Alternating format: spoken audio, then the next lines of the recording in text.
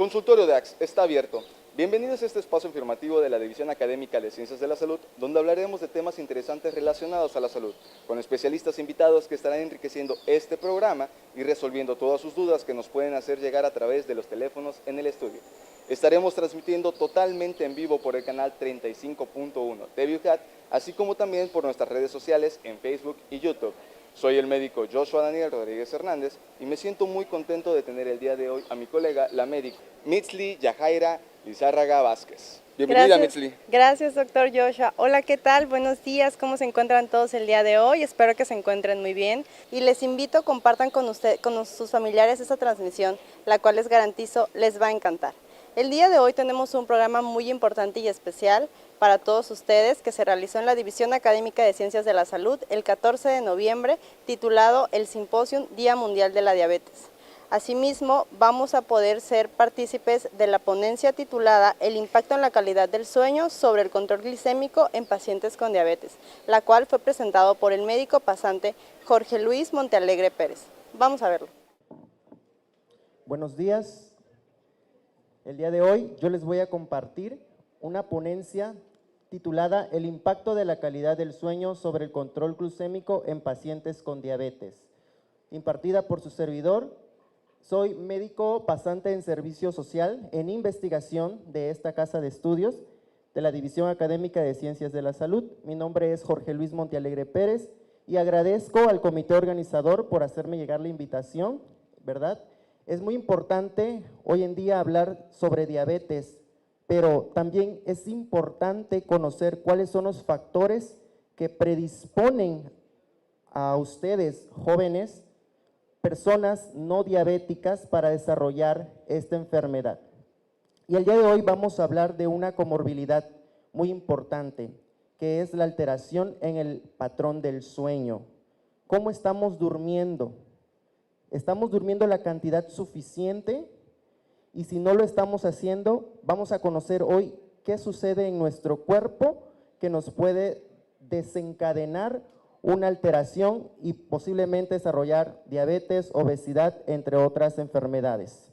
Como lo habrán mencionado ponentes anteriores, ¿cómo definimos a la diabetes? La diabetes es una enfermedad crónica que se caracteriza por hiperglucemia, es decir, un aumento elevado de los niveles de azúcar en sangre. ¿Por qué? Ya sea por una disminución absoluta de la insulina, como ocurre en la diabetes tipo 1, o una pérdida progresiva de la secreción adecuada por las células beta pancreática. Como ustedes recordarán, a nivel histológico, el islote pancreático está conformado por diferentes tipos de células, la célula alfa, beta, delta. Pues la célula beta es la encargada de la secreción de la insulina, que favorece la regulación para mantener un control en los niveles de glucosa en nuestro cuerpo. Podrán ustedes hacerse la pregunta, ¿y cómo puedo saber yo que tengo diabetes? Bueno, es una pregunta que comúnmente se lo pueden hacer familiares, vecinos, a ustedes, y ustedes como profesionales de la salud, llámense médicos, nutriólogos. Inclusive este es un área que le pertenece también a psicología, porque estamos hablando del sueño. Ustedes con toda la certeza deben decir que el diagnóstico para decir que una persona tiene diabetes tiene que tener una glucosa plasmática en ayuno mayor o igual a 126. Doctor, pero que solamente tengo 127, no me paso. Ya es un diagnóstico de diabetes. ¿Por qué? Porque a nivel histológico esa célula beta está sufriendo, la está sometiendo a un nivel de estrés celular, un estrés oxidativo que la va a llevar a un deterioro. También la glucosa plasmática a las 2 horas, cuando es mayor o igual a 200 miligramos por 100 mililitros, durante una prueba de tolerancia de glucosa oral. ¿Qué es esto? Le damos 75 gramos de glucosa anhidra al paciente y si a las 2 horas me reporta todavía un nivel mayor a 200 miligramos, es un criterio diagnóstico. Y el estudio, o como le llamamos gold standard por excelencia, la hemoglobina glucosilada mayor o igual a 6.5% también es un diagnóstico de diabetes. Y también los síntomas que van presentando el paciente, polidipsia, es decir, sed excesiva, polifagia, incremento del apetito, ¿sí? todos estos síntomas y una glicemia aleatoria mayor a 200 miligramos. Esto quiere decir que no importa el tiempo en que haya comido la persona, si yo a usted le aplico una glucemia capilar y si usted tiene un valor mayor o igual a 200, ojo, son candidatos a tener diabetes. Bueno, ¿cómo está el panorama de la diabetes a nivel mundial? En el año 2021 se reportó a través de la Federación Internacional de la Diabetes que eran alrededor de 5.17 millones, que hubo un incremento del 46%. Bueno, ¿cómo estamos en Norteamérica y en el Caribe? De igual manera, se espera que para el 2045 hay un incremento del 24% de lo que fue la cifra del 2021. Pero ¿cómo estamos en México? Las cifras son desalentadoras. En México es una de las 3 principales causas de muerte. Era el tercer lugar en defunciones en el 2021 y el año pasado pasamos a ser el segundo lugar como causa de defunciones. Y no esperemos ver cómo va a salir el reporte de este año, ¿verdad? Del 2023, porque la epidemia de obesidad y de diabetes está incrementando. Y vamos a descubrir cómo nosotros, los jóvenes o las personas que no tienen diabetes, también estamos en riesgo por una alteración de nuestro patrón del sueño. Como sabemos, la diabetes es una enfermedad que va asociada con la obesidad y con otros factores del estilo de vida, como es la hipercortisolemia. Este término surge de los niveles elevados de cortisol. El cortisol es la hormona conocida como la hormona del estrés. Estamos en una sociedad que vive sumergida bajo presiones de estrés por el trabajo, por la violencia, por las noticias del feminicidio, etcétera, etcétera. Entonces, también influye los niveles de cortisol elevado en nuestra sociedad para predisponernos a la diabetes, así como también la privación del sueño, que es uno de los pilares de esta ponencia el día de hoy, y el tabaquismo. Y obviamente los factores no modificables como la genética, es decir, si mi papá, mi abuelo o mis antepasados de primera línea fueron diabéticos, yo tengo riesgo de desarrollar diabetes, siempre y cuando si no hago lo necesario a tiempo. Pero ¿qué sucede? Vamos a hablar un poco de la fisiopatología de la diabetes. La diabetes, como lo mencioné, está relacionada con el aumento de la grasa visceral, o como comúnmente lo conoce la sociedad, ¿verdad? El aumento de las lonjitas, el tejido adiposo. Pero ¿qué sucede? Incrementa la producción hepática de glucosa. ¿Por qué? Porque si nosotros tenemos una ingesta elevada de comida rica en carbohidratos, en ácidos grasos libres, el cuerpo se convierte en un almacenamiento. ¿Pero a dónde se va? La glucosa tiene 3 órganos principales para almacenarse. ¿Cuáles son? El músculo, el hígado y el tejido adiposo. Cuando no hay la suficiente cantidad de receptores para que entre esta glucosa, o sea, ya se saturó en el tejido adiposo, se saturó en el músculo, pero cabe mencionar que hay un receptor especial para que la glucosa sea captada en el músculo, el GLUT4, que solamente se expresa en la membrana de la célula cuando nosotros hacemos ejercicio. Entonces, si tú quieres almacenar esa glucosa en tu músculo, tienes que hacer ejercicio. Es por eso que hay una razón del por qué nos mencionan, haz ejercicio, baja de peso. ¿Por qué? Porque esa glucosa se capta en el músculo y no queremos que se vaya ¿a dónde? Al tejido adiposo, que se almacena en forma de grasa. Pero cuando llega un tope de este almacén, ¿a dónde creen que se va esa glucosa? Al hígado. Y el hígado no fue diseñado para almacenar la glucosa en exceso. Sí se almacena en forma de glucógeno, pero todo con medida, con la creación fisiológica que conlleva este órgano. Pero ¿qué sucede? Aumenta la producción hepática de glucosa y sigue liberando la glucosa, inclusive cuando no necesitamos en el torrente sanguíneo. ¿Y eso qué desencadena? Que el páncreas libere insulina para toda esa cantidad de azúcar que me estoy llevando a la boca. Entonces, llega un punto en el que las células del cuerpo ya no responden a la insulina y ocurre el fenómeno denominado resistencia a la insulina. Y esto a su vez conlleva a la hiperinsulinemia, es decir, aumento de los niveles de insulina en plasma. ¿Y qué sucede? Si nosotros damos pauta a un cuidado o una identificación temprana para los niveles de glucosa elevados, es decir, yo amanezco en ayuno ya en 110, no 126, porque como lo mencioné hace unos momentos, 126 ya es el diagnóstico, pero ya estoy en 110. ¿Qué significa?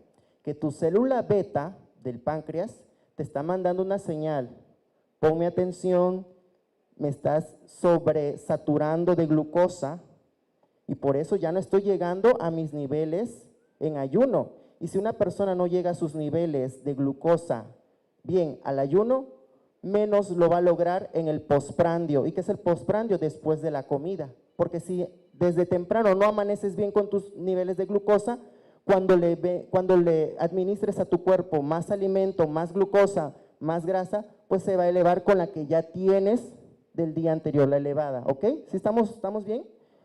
Entonces es importante. Eso conduce a una lesión de la célula beta, pero llega un punto en que la célula muere, ¿sí? Entra en apoptosis y ya no hay medicamento hasta la actualidad que renueve o regenere esa célula beta. Si tú ya perdiste una capacidad o un porcentaje de masa celular de célula beta pancreática, ya la perdiste, ya no hay vuelta atrás, lamentablemente. Entonces eso nos lleva a una disminución de la insulina y por ende los pacientes van a reportar como hiperglucemia de ayuno y del postprandio. Ahora vamos a entrar con el otro pilar, el sueño. ¿Qué es el sueño? Es un estado fisiológico caracterizado por movilidad y respuesta reducida. El sueño es una función biológica que se encarga de mantener al cuerpo en óptimas condiciones. Se dice que el sueño nos ayuda a tener el pensamiento abstracto, nos ayuda a tener una buena consolidación de la memoria y a una buena concentración.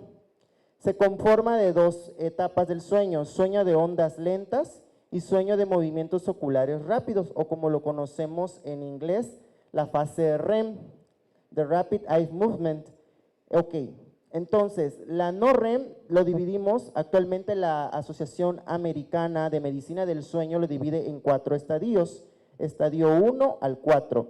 En el estadio 1 pues va disminuyendo la frecuencia cardíaca, el cuerpo va a entrar en un estado de reposo, para posteriormente, cuando llega al estadio 2, la temperatura basal de nuestro cuerpo disminuye nuestra respiración, nuestra frecuencia cardíaca, y en el estadio 3 y 4 es cuando el paciente, o bueno, la persona tiene relajación muscular, la persona tiene lo consideramos la etapa de inicio del sueño, ¿sí? Cuando es el sueño profundo, para posteriormente pasar a la etapa REM, donde la persona pues prácticamente aquí está en un completo descanso. Sin embargo, ¿qué sucede a nivel cerebral?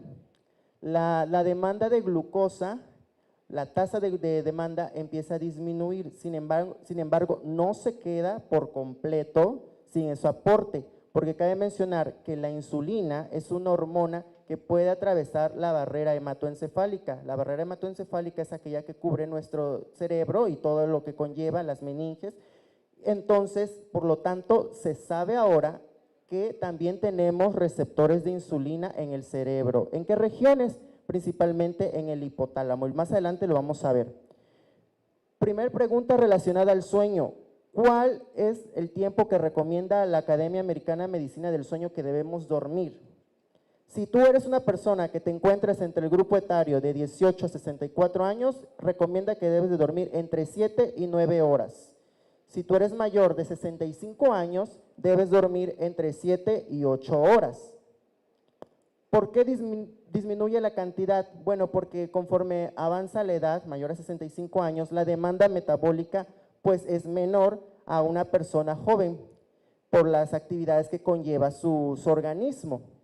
¿Cuáles son los efectos fisiológicos del sueño? ¿Por qué es importante darle enfoque al sueño y no tener, como lo mencionan los artículos, una demanda del sueño crónico? ¿Por qué? Por el desvelo del estudio, por el desvelo del trabajo, inclusive hay personas que tienen cambios en sus turnos del trabajo, hay quienes en momentos, semanas trabajan en el día, posteriormente de madrugada. Entonces, ¿cuál es la importancia de conocer cuánto debo dormir? Porque el sueño regula muchos efectos en nuestro organismo, principalmente el metabolismo de la glucosa. Tiene función y efecto en la regulación cardiovascular. También influye en el peso corporal, en nuestro sistema nervioso, en el sistema inmune y en la saciedad. Ven qué importante es conocer cuáles son las funciones del sueño, porque muchas veces personas, aunque estén tomando hipoglucemiantes, aunque estén haciendo ejercicio, aunque estén haciendo cambios en sus hábitos dietéticos, no tienen una buena calidad del sueño y por lo tanto no pueden bajar de peso, no pueden tener un buen control de su glucosa. Al regresar continuaremos con la ponencia El impacto sobre la calidad del sueño en el control glucémico en los pacientes con diabetes. No se vaya.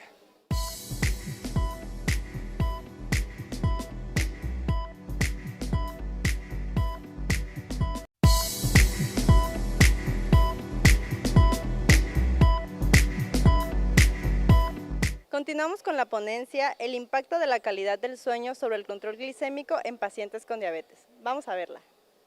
De acuerdo a investigaciones que se han realizado en relación con la Academia Americana de los Trastornos de la Conducta Alimentaria, se ha encontrado que es más predisponente una persona con diabetes tipo 2 a sufrir episodios de atracón. Ojo, no hablo del trastorno por atracón, hablo de atracones, porque también el DSM-5 hace la diferencia, que no es lo mismo tener episodios de atracón, o sea, la conducta, allá tener el trastorno, o sea, es un diagnóstico, no, solamente la conducta.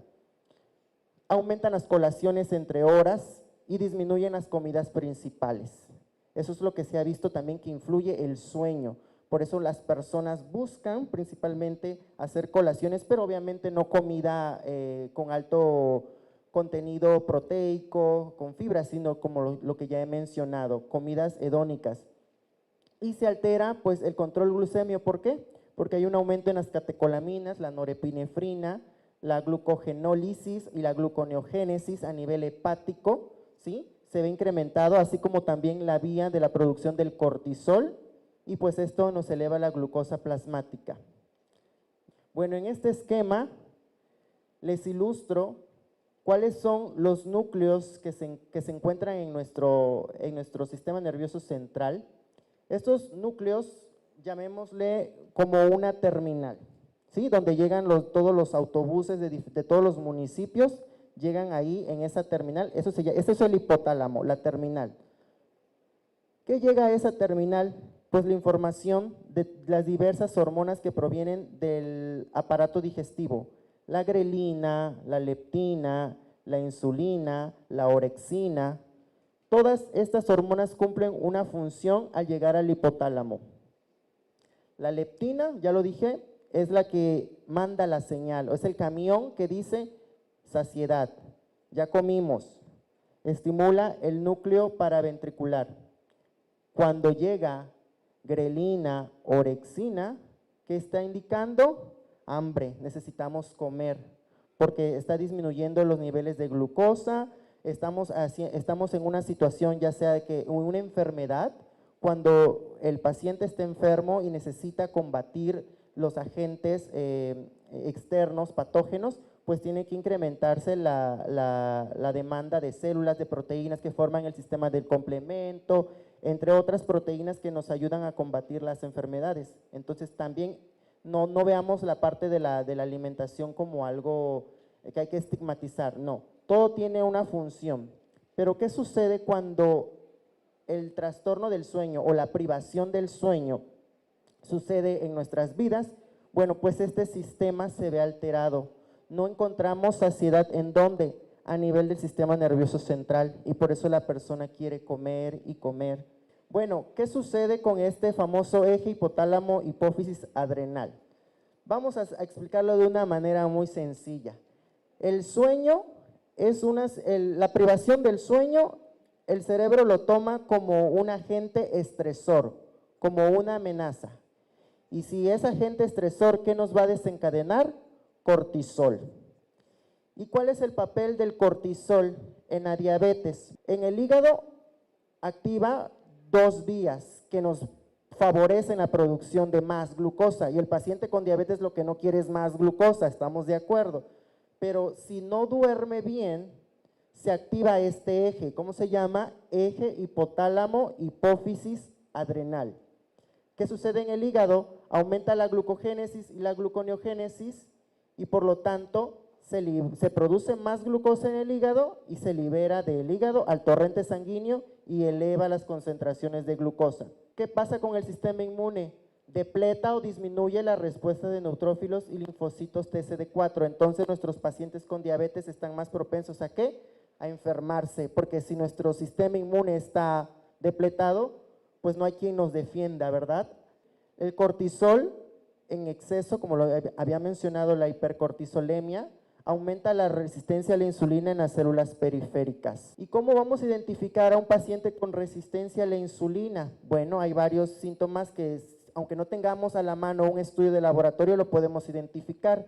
Entre el más conocido es la acanthosis nigricans, que es el engrosamiento y oscurecimiento de los pliegues de la piel. ¿Por qué? Porque hay una proliferación de los queratinocitos como un estímulo de la insulina, y entonces activa vías inflamatorias que hace que el queratinocito pues prolifere y cambie. Chicas o chicos con hirsutismo, engrosamiento de los vellos, también de los vellos de la piel, de los brazos.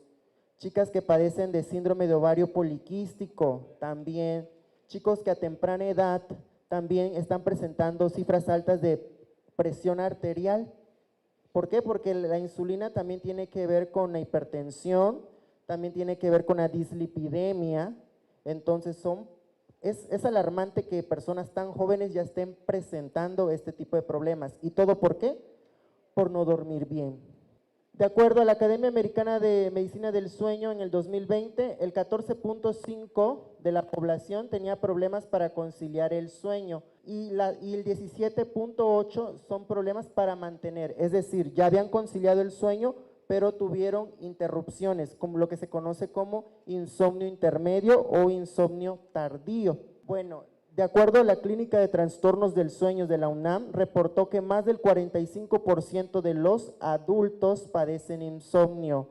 Entre las causas, el estrés, una demanda excesiva de trabajo, preocupaciones por el ambiente o el contexto social, la violencia, el narcotráfico, etcétera. Bueno, como parte de investigación que estoy realizando durante mi servicio social, nosotros evaluamos la calidad del sueño en pacientes con diabetes en un hospital de Tabasco, en el Hospital de Alta Especialidad Gustavo Adolfo Rovirosa Pérez en este año, y vemos que en la siguiente tabla yo les presento que aplicamos un instrumento denominado Índice de Calidad del Sueño de Pittsburgh. Este evalúa la calidad del sueño con respecto a su calidad, la cantidad y la estructura. El puntaje total que nos da un marcador o nos indica que la persona tiene pobre calidad del sueño es cuando yo le aplico un cuestionario y el puntaje está entre 5 o más. Vemos que los pacientes con normopeso tuvieron un puntaje de 8 y yo mencioné que los que tienen pobre calidad de sueño es a partir de 5. Entonces, los pacientes con normopeso tienen pobre calidad del sueño. Y en este estudio vemos que los pacientes en promedio duermen 6 horas. Y recordemos que la Academia Americana del Sueño recomienda que son entre 7 y 9 horas. Entonces, la mayoría de los pacientes con diabetes tienen una deuda del sueño. Es importante darnos cuenta de que tanto los pacientes con diabetes y los que no tienen diabetes, todos de manera equitativa debemos de dormir las horas que nos corresponden. Cabe mencionar que un exceso de cortisol también te predispone a trastornos afectivos como la depresión o trastornos como la ansiedad. Entonces, por ahí si alguna persona se siente con depresión, con síntomas de ansiedad, evalúe también cómo está durmiendo. Lo ideal es que nosotros conciliemos el sueño en menos de 15 minutos. Bueno, pues también eso evaluamos en este estudio, entonces es alarmante ver cómo el sueño es un arma importante para el control de nuestra glucosa. Y como conclusiones, bueno, pues la diabetes sabemos que es una enfermedad metabólica que debe ser atendida no solamente por el gremio médico, sino por ustedes los nutriólogos, por los psicólogos, por los psiquiatras, por especialistas en medicina del sueño también. Así como es una función biológica el sueño, pues regula diferentes funciones en nuestro cuerpo, por lo tanto debemos tener un compromiso por mantener las horas que recomienda la Academia Americana del Sueño y disminuir factores que ocasionan una pobre calidad del sueño, el estrés, la luz de las pantallas, evitar estar en contacto 2 horas antes con la pantalla de celular, tablets, si ya nos vamos a dormir, porque también eso irrumpe la secreción de melatonina para que nos dé sueño. El alcohol, el tabaquismo también son factores que alteran nuestro patrón del sueño y el ejercicio excesivo antes de dormir, pues como lo veíamos en los esquemas anteriores, ¿verdad? Se activa el eje hipotálamo, hipófisis adrenal que libera catecolaminas, libera cortisol y pues no nos va a dejar dormir. ¿Ok? Eso es todo por mi parte, agradezco a todos su atención y espero que hayan aprendido mucho, así como yo también. Gracias. Muy interesante la ponencia. Ahora ya saben un poco más acerca del impacto en la calidad del sueño al momento de padecer diabetes. Ahora, para continuar con nuestro programa, veremos la ponencia titulada Vivo con diabetes, ¿qué puedo consumir?, a cargo de la maestra Cristel Violeta González Pérez. Vamos a ello. Buenas tardes. Es un placer para mí compartir con ustedes un poquito ya de lo que nos compete a nosotros los nutriólogos, que es acerca de la alimentación, ¿no? Entonces, lo que les vengo a platicar el día de hoy es acerca de qué estrategias o qué objetivos nosotros podemos darle en este caso a un paciente que vive con diabetes. Bueno, sabemos que parte de todo este trabajo multidisciplinario, una de estas cuestiones pues va a ser la alimentación, ¿no? Y como tratamiento tenemos que pues la nutrición va a ser el pilar fundamental y no solamente como la parte preventiva, ¿no? Si lo vemos desde este punto y de las ponencias que hemos estado escuchando, ¿no? Acerca del cuidado de los riñones, acerca del control glicémico y la parte del sueño, que también fue un tema bastante interesante, pues tenemos que dentro de todo eso va a abordarse también lo que es la alimentación y no solamente como parte preventiva, sino ya cuando tenemos a un paciente que ya está cursando con la enfermedad. Muchas veces ellos cuando llegan a la consulta pues suelen tener muchas dudas, ¿no? Yo creo que muchas veces nos ha pasado esta parte de que se limitan o más bien ya los restringieron ciertos alimentos, entonces aquí vamos a buscar como las estrategias o qué alimentos ellos pueden consumir. Vamos a hablar acerca de las metas de la terapia nutriológica para los adultos que viven con diabetes. Una de estas va a ser principalmente promover y apoyar los patrones de la alimentación, principalmente saludables, ¿no? Entonces aquí nosotros vamos a buscar qué alimentos, tomar en cuenta también su estilo de vida, esto también es algo importante y eso nos va a permitir alcanzar y proveer metas saludables también tomando en cuenta el peso corporal, ¿no? Entonces aquí no es solamente si tenemos un paciente con obesidad, también mantenerlo o qué estrategias buscar también en cuanto al control del peso. Y algo importante va a ser las metas de la hemoglobina glucosilada, como ya había platicado anteriormente el doctor, menos del 7%, mantener una adecuada presión arterial, que ya vimos que también va a tener bastante relación con el ejercicio físico y el control lipídico, ¿verdad? En este caso triglicéridos, colesterol, porque muchas veces no solamente encontramos al paciente con diabetes, sino también encontramos con otras complicaciones, ¿verdad? Y bueno, ¿esto para qué nos va a servir? Pues principalmente para retrasar o prevenir las complicaciones de la diabetes. Ya sabemos que tenemos algún problema en los riñones, de nuestra presión arterial, ¿sí? Entonces, eso es como básicamente alguna de las metas importantes.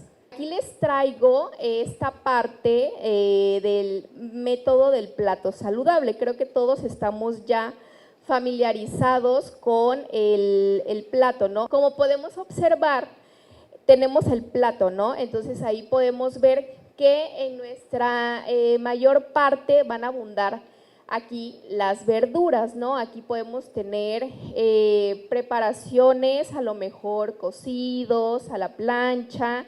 Tenemos también alimentos de origen animal, podemos tener tortillas, algunos cereales como el arroz, leguminosas en este caso como el frijol, y nos marca también algunas bebidas, lo que es el agua natural, que aquí podemos también nosotros recomendar algún otro tipo de bebida, en este caso las aguas de frutas, que pueden ser principalmente sin azúcar. Y más abajito tenemos algunos complementos o accesorios, en este caso podemos ocupar también dentro del plato como alguna fruta, algún lácteo, puede ser leche o yogur, ¿no? Entonces aquí nosotros tenemos que buscar precisamente una manera en que sea algo visual para nuestros pacientes, ¿no? Porque muchas veces decimos, bueno, vas a comer tantos equivalentes o vas a consumir tal alimento, ¿no? Pero yo creo que esta parte visual también les sirve mucho a ellos y nos permite que estos tengan una mayor adaptación a su tratamiento nutricional. Y bueno, ya hablando, yo creo que esto es algo bastante interesante a la hora de hacer los menús, ¿no? Muchas veces decimos, ¿qué le puedo dar a un paciente con diabetes? Pero realmente el tratamiento es algo muy general, ¿sí? Nada más tenemos que tomar en cuenta, en este caso, la porción de cereales, a lo mejor que yo voy a recomendar para mi paciente, que esto va a ser diferente también si mi paciente a lo mejor hace algún tipo de actividad física. Sabemos que los carbohidratos van a ser importantes también dentro de su tratamiento nutricional. Ahora, para puntualizar nada más aquí, ustedes pueden observar estas imágenes y es como un ejemplo que nosotros podemos dar a nuestro paciente, ¿no? Sabemos que los huevos son alimentos básicos, que la mayoría de las personas lo consumen. Podemos tener ahí algunas quesadillas y no solamente a lo mejor incluirlas con algún queso, ¿no? O alguna proteína, sino también aquí ya podemos incluir las verduras. ¿Qué pasa con las verduras? ¿No? Generalmente suelen consumirse más a la hora del desayuno, entonces, a la hora de la comida. Entonces aquí una buena estrategia a lo mejor sería recomendarlas también a la hora del desayuno. Podemos combinar con alguna quesadilla o por ejemplo con el sándwich, ¿no? Ahí podemos agregar también una porción de verdura. En un momento regresamos con más de esta ponencia.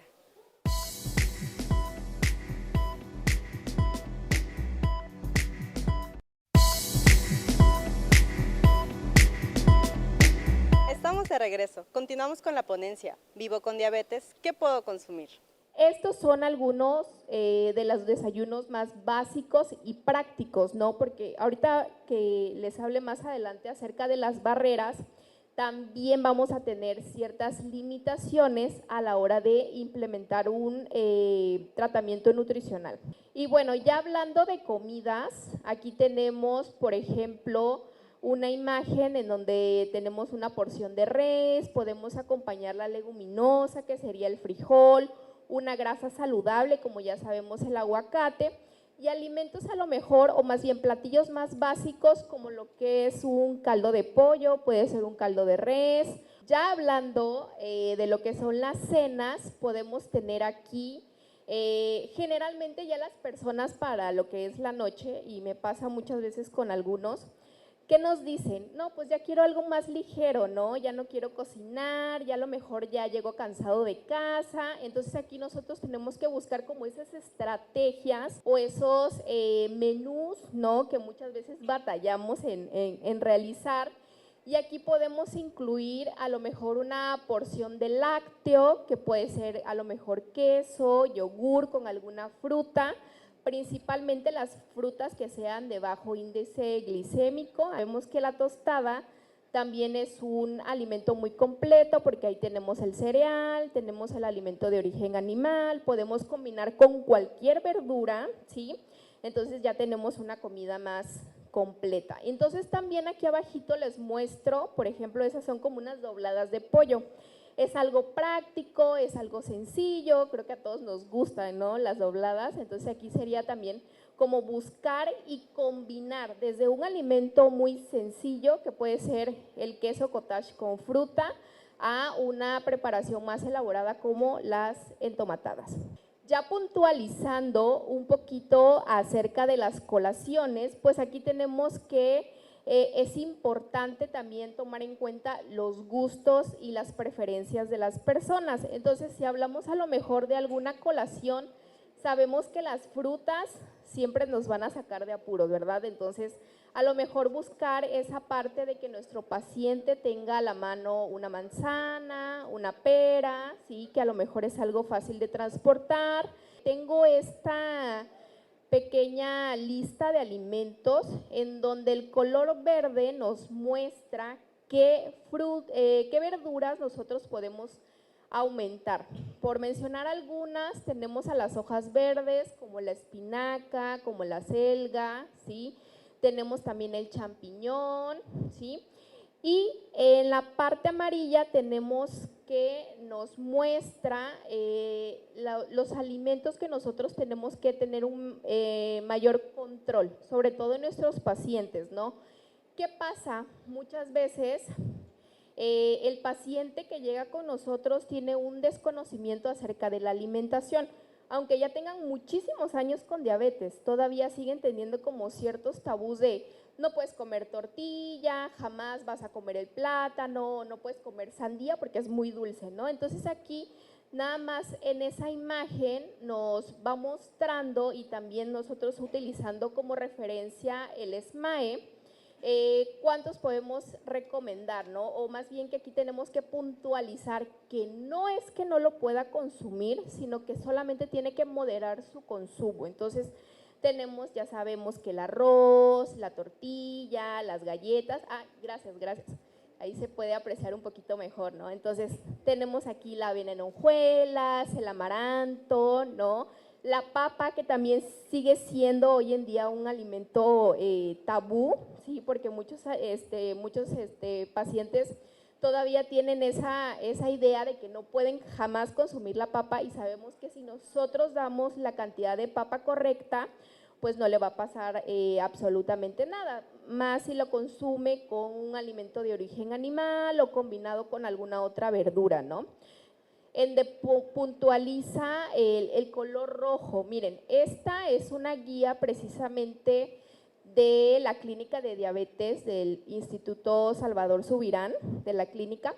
Entonces ahí donde dice evite, como podemos ver, galletas dulces, el pan, la miel, algunos refrescos y jugos, algunos cereales que igual suelen ser un poquito comerciales, y también puntualizar los alimentos altos en sodio, ¿no? Sabemos que en gran parte de los productos industrializados encontramos sodio, entonces también en algunos ablandadores, ¿sí? Entonces aquí nada más es como la recomendación. Y bueno, ¿no? Aquí nosotros, y hablo también a nosotros mismos, algo que comentaba, creo que fue el nefrólogo, que tenemos que empezar con nosotros mismos, ¿no? Acerca de la alimentación. Entonces, ¿qué elegir o qué decisiones tomar a la hora de consumir un alimento, ¿no? Y bueno, otro ejemplo aquí,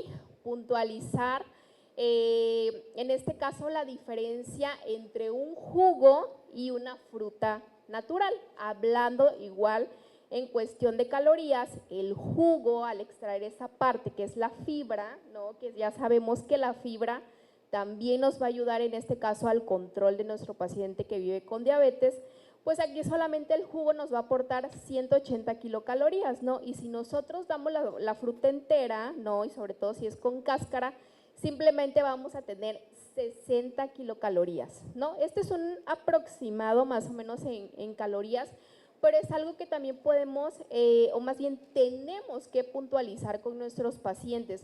Y bueno, aquí les vengo también a platicar un poquito acerca de, y estas son barreras muy comunes que se van a topar muchas veces con los pacientes, es decir, ¿cuáles son estas barreras que ellos tienen a la hora de seguir un adecuado plan de alimentación? Miren, muchas veces, y es muy raro, la verdad es que es muy raro que un paciente llegue por voluntad propia, que diga, ay, voy a ir al nutriólogo. Sí los hay, pero son muy pocos. Generalmente, sobre todo los pacientes que viven con diabetes, son pacientes referidos por médicos, ¿no? Porque ya les mandaron la insulina, ya les combinaron con, en este caso, hipoglucemiantes y nada que se controlan la glucosa. Entonces, ¿qué hacen? No, pues vete a nutrición y que te den una dieta y en este caso deja de comer pan, tortilla y ya con eso, ¿no? Entonces, ya ellos llegan con dudas, muchas veces con miedo, entonces tienen precisamente esa falta de información acerca de los alimentos que pueden consumir. Entonces ahí nosotros tenemos que ser muy puntuales y sobre todo en nuestras recomendaciones, ser muy específicos. ¿Por qué? Porque obviamente sí tiene que dejar de consumir ciertos alimentos, pero también es importante conocer sus necesidades. Ahora, aquí en esta parte ya es algo que a lo mejor a nosotros nos compete, no entendí indicaciones. Y esto es muy común porque generalmente si nosotros utilizamos alimentos equivalentes, ¿no? Muchos de los pacientes a lo mejor no puedan comprender el método porque efectivamente es un método complejo, ¿sí? Que necesita precisamente que específicamente, yo creo que en una consulta no va a quedar tan claro lo que es el método de equivalentes, pero sí decirle, mira, tienes de todos estos grupos que son los cereales sin grasa, por ejemplo, tú puedes combinar el amaranto, puedes combinar la tortilla, pero esta va a ser la cantidad, ¿no? Porque tú le dices, ah, mira las frutas, y resulta ser que ya sabemos, ¿no? Que el plátano no es el plátano completo, es la mitad, ¿no? Entonces, tú le dices, te puedes comer solamente un equivalente de fruta en la mañana y no puntualizaste que justamente las cantidades de estas frutas son diferentes. Entonces, ¿qué va a pasar? Se te pasó, al paciente también, vio el plátano y no se comió solamente el equivalente que tenía a la hora del desayuno, sino ya se comió dos, ¿no? Entonces aquí si nosotros vamos a utilizar, por ejemplo, ese método, que creo que es el más común que nosotros llevamos a cabo en la consulta, sí es importante decir, de este grupo, mira, estos son los alimentos que puedes intercambiar, pero estas son las cantidades, ¿verdad? Porque las cantidades no van a ser las mismas. Otro punto importante sería aquí la situación económica, ¿verdad? Y eso es algo que de verdad influye muchísimo a la hora de realizar un plan de alimentación. ¿Por qué? Porque si nosotros en nuestra historia clínica no preguntamos a lo mejor a qué se dedica, no especificar, no cuánto gana al mes, no, creo que no es necesario, pero sí tomar en cuenta esa parte de la situación económica.